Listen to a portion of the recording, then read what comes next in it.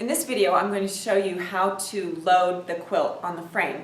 But before I load my quilt, I'm going to add, I always wipe down the machine, table, and the rails to make sure that there's no stray threads.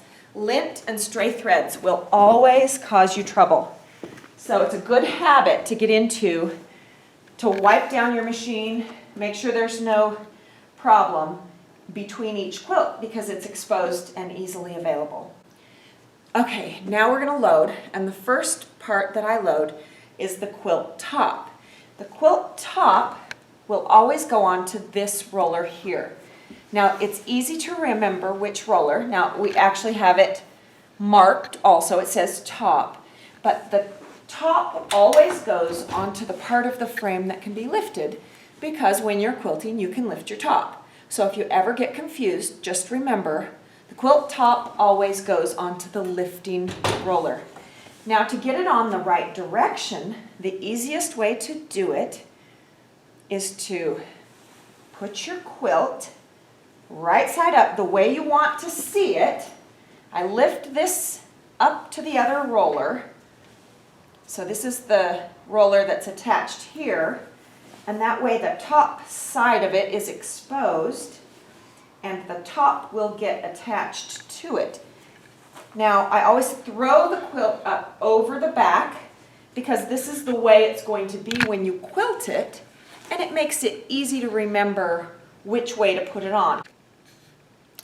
So before I come to the machine, I've already measured my quilt top and my quilt back to make sure that the backing is a little bit bigger on every side, about 3 inches bigger than the top. I already know that that is done because I've done it over on my measuring table. I marked the center with the pin, and now I'm going to clamp that on. Now I am loading using red snappers. It's not the only way to load for sure. Some people like zippers, some people like pinning. There are lots of ways to do it, but I think this is the fastest and easiest way. These little clamps are temporary holders. I'll put them on here, and then I get the full-sized clamp and clamp down the edge. Now as I do this, whether you're using red snappers or whether you're using a zipper, whether you're using pins on your zipper, however you're doing it, you want to make sure that the edge of your quilt is attached straight, not curvy, and that way it'll go on square. I have it up here over the roller, and now I will roll that on. Now I had these cogs here unlatched. There is, if you come a little closer with the camera, I want you to see this little cog here. There's a little peg that will slip in the slot, and then my cogs are engaged. They will turn one way and not the other. When I need to turn them the opposite direction, I just push that peg out and twist it a little bit clockwise, and now it's locked and it can turn either way easily. So in the loading process, you might lock and unlock these cogs a few times, and then as you progress through your quilt, you will roll up the quilt. When you're done, you will unroll all of it and take it off. So I'm rolling this on straight, making sure that I don't roll in any wrinkles. As soon as that falls down like that, I just flip it out of the way. Now I'm going to do the exact same procedure with the back of the quilt. Now the back of the quilt goes onto this one, and it actually says on the canvas that it's the bottom. So I want to load the bottom edge, and I've marked it with a pin here, to the center, just like I did the other. The only difference is the backing needs to be face down. So what happens is you've got the backing face down and the quilt top face up, and so together with the batting in the middle, they make the quilt. And so throw it up over the back again. I can see that I've got the wrong side up, and I will clamp that on again, marking my center and clamping that with one of my temporary clamps. I'll come out here and do the same. You want to be sure that you're not stretching. I actually have them measured, and I have measuring tapes here sewn on. I have a YouTube video that teaches how I do that, but that's a different video, not today's video. And now again, I will clamp that on with the larger clamp, making sure that I keep that edge straight.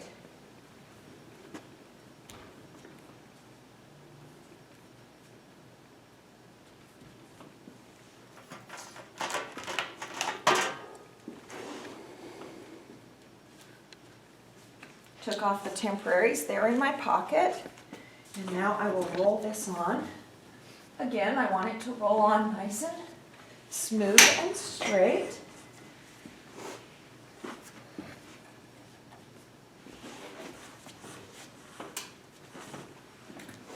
Now once that falls down, again I'm going to flip it over this way. Now I'm going to load the top edge of the back to this roller. Now the roller is the one with the canvas, and it must come down around the plain pole. Now this plain pole is called a dead bar or a leveling bar, and it sets the level of your quilt. So I'm going to pull the machine all the way forward to the left out of the way.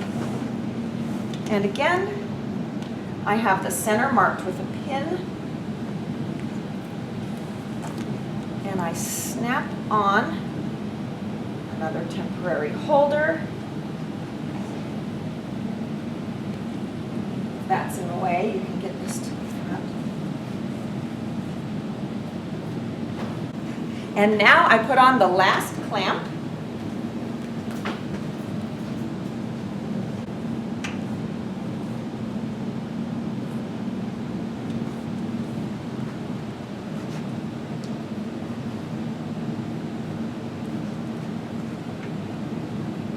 Making sure again that the edge of my quilt is straight along the top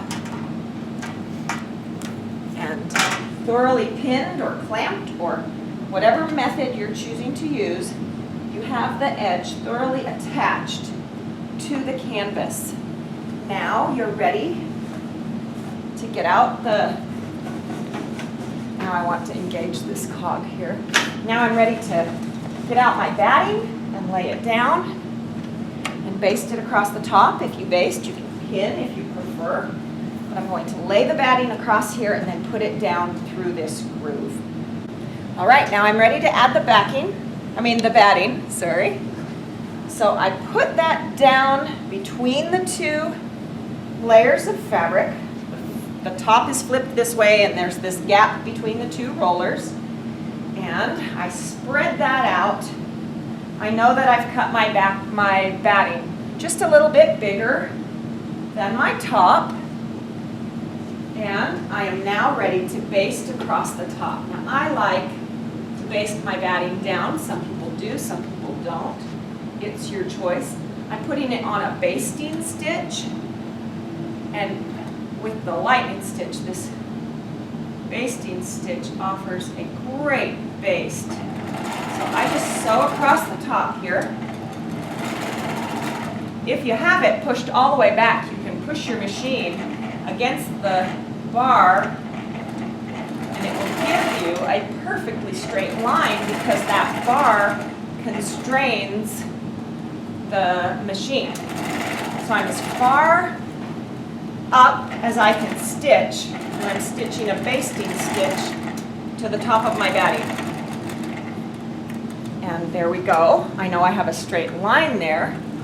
And I bring the the top, the quilt top, up. This needs to be disengaged so it will roll freely. And I'm going to put the center pin on my center mark. I can see it right here. Also, it's helpful if you want to make a mark on your dead bar here so that you can see where your center is easily. And then I put that top edge of my quilt down about a ½ inch. And I can judge pretty well that I'm a ½ inch away from that stitching, keeping my quilt straight there. And I can baste the top. Now, I'm going to go from the right to the left, knowing that the machine might stitch a little better in the other direction. So it might be a good idea to cut your threads over here and then go from the left to the right instead of right to the left. Now you'll notice I have a strange hopping foot on here. It is our new cup foot, and on our computerized machines, it's what we prefer.